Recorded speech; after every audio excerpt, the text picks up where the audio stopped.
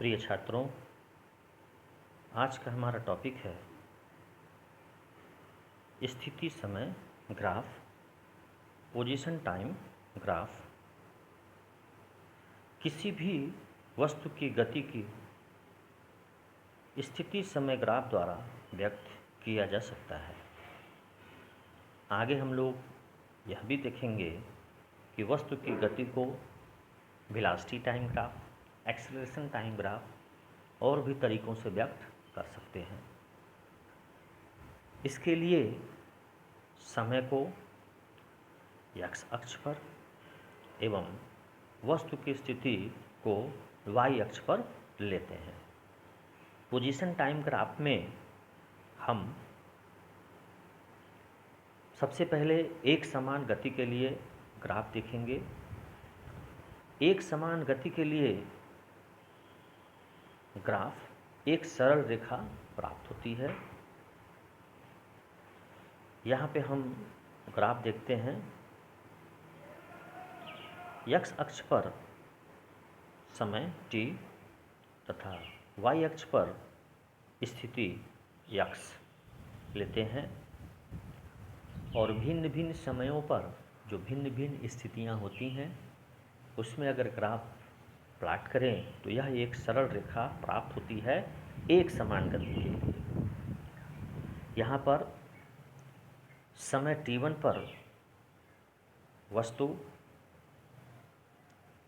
बिंदु A पर x1 स्थिति पर है तथा समय t2 पर वस्तु बिंदु B पर x2 स्थिति में है, अर्थात t2 माइनस t1 समय अंतराल यानी AC में वस्तु की स्थिति में परिवर्तन x2 माइनस x1 अर्थात BC है।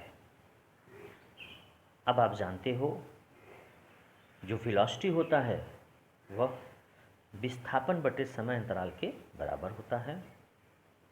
तो यहाँ पर चूंकि एक समान वेग है इसलिए हर जगह वेग एक समान होगा।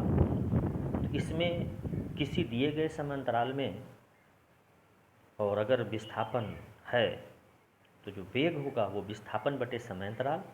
यहाँ पर डेल्टा टी समय यानी t2 माइनस t1 समय में विस्थापन x2 माइनस x1 है, अतः वस्तु का वेग x2 minus x1 upon t2 minus t1 होगा।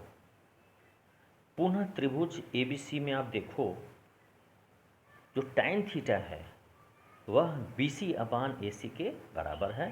tan थीटा बराबर लंब बटे आधार, अर्थात tan theta equal to x2 minus x1 upon t2 minus t1 और यही आपकी वेलोसिटी भी है।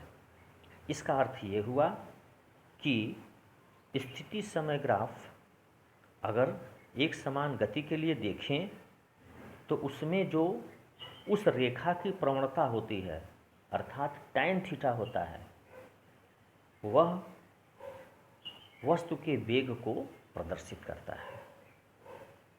भी उस ग्राफ की प्रवणता tan theta BC upon AC है। अब हम आपको यहाँ पर एग्जाम्पल देते हैं। पोजीशन टाइम ग्राफ में आप देखो बच्चों, वस्तु A, वस्तु B, वस्तु C, तीन वस्तुओं के लिए हमने पोजीशन टाइम ग्राफ यहाँ पर दिखाया है। अच्छा, वस्तु A का जो झुकाव कोण है यानी जो स्लोप है वो θ1, B का θ2 और C का θ3 है। यहाँ आपको स्पष्ट हो गया होगा कि वस्तु A का वेग tan θ1, B का tan θ2, C का tan θ3।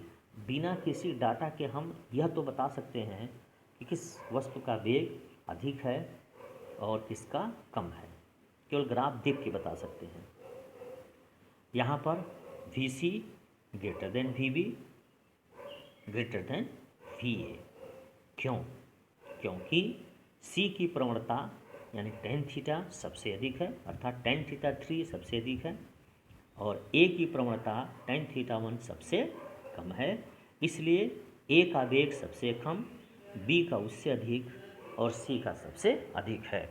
तो अगर कोई ग्राफ के क्वेश्चंस इस तरह से केवल क्वालिटेटिव रूप से पूछा जाए ग्राफ देख करके कि किसका वेग अधिक है या कम है, हम बता सकते हैं। अब आगे आते हैं असमान गति के लिए। प्रिय छात्रों, असमान गति के लिए जब हम स्थिति समय ग्राफ देखते हैं तो यह ग्राफ एक कर्व लाइन, एक वक्र रेखा प्राप्त होती है। आप स्थिति समय ग्राफ देख सकते हैं असमान गति के लिए, जैसा कि आप चित्र में फिगर में स्पष्ट है। यह एक कर्व है, अर्थात वस्तु t1 समय में a पर है जिसकी स्थिति x1 है, और t2 समय में b पर है जिसकी स्थिति x2 है। यहाँ पर चूँकि इनका वेग एक समान तो है नहीं, इसलिए यहाँ पर जो वेग प्राप्त करेंगे, एक निश्चित समय अंतराल में वस्तु का औसत वेग ज्ञात करेंगे। कैसे निकालेंगे? इनका औसत वेग जिस समय अंतराल में पूछा जाए, उस समय अंतराल में जो विस्थापन होगा, वो विस्थापन बटे समय अंतराल उस वस्तु का औसत वेग हो जाएगा। और हम ग्राफ से उन दोनों स्थितियों, जो समय t1 और t2 जिस समय अंतराल में पूछा जाए, उन स्थितियों को मिलाने वाली रेखा की अगर मैं प्रवणता ज्ञात कर लूँ तो वह सीधे उस समय अंतराल में वस्तु का औसत वेग प्रदान कर देता है। उससे हम ज्ञात कर सकते हैं, यानी अगर मुझे t1 और t2 यानी t2 माइनस t1 समय अंतराल में औसत वेग चाहिए, तो वस्तु की स्थिति a और b है, तो a को b से हम मिला दिए। AB जो रेखा है वह AC से थीटा कोण बना रही है, अर्थात यदि मैं tan थीटा निकाल लूँ तो वह t2 माइनस t1 समय अंतराल में वस्तु का औसत वेग होगा। यहाँ सूत्र में स्पष्ट है, V average equal to tan theta equal to BC upon AC x2 minus x1 upon t2 minus t1। यहाँ पर बच्चों मैं एक बिंदु A पर एक स्पर्श रेखा खींचा हूँ जो OX यानी क्षैतिज से टाइम अक्ष से अल्फा कोण बना रहा है। ये क्या है, ये बस आगे ही बता रहा हूँ। अगर मुझे बिंदु A पर, यानी अभी तो मैंने औसत वेग निकाला है, अब अगर मुझे तात्क्षणिक वेग चाहिए, इंस्टेंटेनियस वेलोसिटी चाहिए, तो जिस क्षण चाहिए उस क्षण वस्तु की जो स्थिति होगी, उस बिंदु पर हम एक स्पर्श रेखा खींचेंगे। वह स्पर्श रेखा की जो प्रवणता होगी वही उस क्षण वस्तु का तात्क्षणिक वेग कहलाएगा। जैसे यहाँ पर अगर हम बिंदु A पर यानी t1 समय में वस्तु का तात्क्षणिक वेग पूछूं या ज्ञात करना चाहूँ, तो A पर हम एक स्पर्श रेखा खींचे हैं जो क्षैतिज से अल्फा कोण बनाया है, यानी t1 समय में वस्तु का तात्क्षणिक वेग कितना होगा, tan अल्फा। अब हम इसी को आगे ग्राफ में देखते हैं। पोजीशन टाइम ग्राफ से तात्क्षणिक वेग का निर्धारण यानी इंस्टेंटेनियस वेलोसिटी का निर्धारण कैसे करेंगे। इसके लिए फिर मैंने वही पोजीशन टाइम ग्राफ खींचा है। बिंदु A t1 समय पर वस्तु की स्थिति और t2 समय में वस्तु की स्थिति बिंदु B पर है। अब अगर मुझे समय t1 पर वस्तु का तात्क्षणिक वेग चाहिए, तो हम बिंदु A पर एक स्पर्श रेखा खींचेंगे जिसकी प्रवणता tan अल्फा है, फिगर में ग्राफ में दिख रहा है। अर्थात A पर समय t1 पर यानी समय t1 पर वस्तु का तात्क्षणिक वेग जो v होगा वो tan अल्फा के बराबर होगा।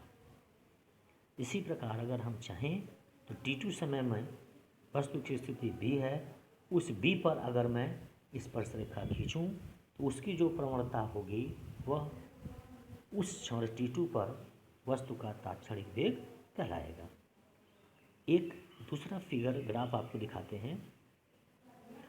ये जो OX है वो टाइम एक्सिस ही है और जो OY है वो पोजीशन है।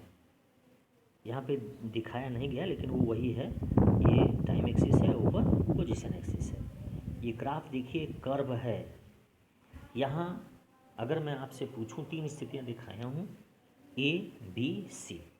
अगर आपसे पूछा जाए कि वस्तु जो गति कर रही है असमान गति, तो A, B और C स्थितियों में किस स्थिति में उसका वेग सबसे अधिक है और किस स्थिति में उसका वेग सबसे कम है।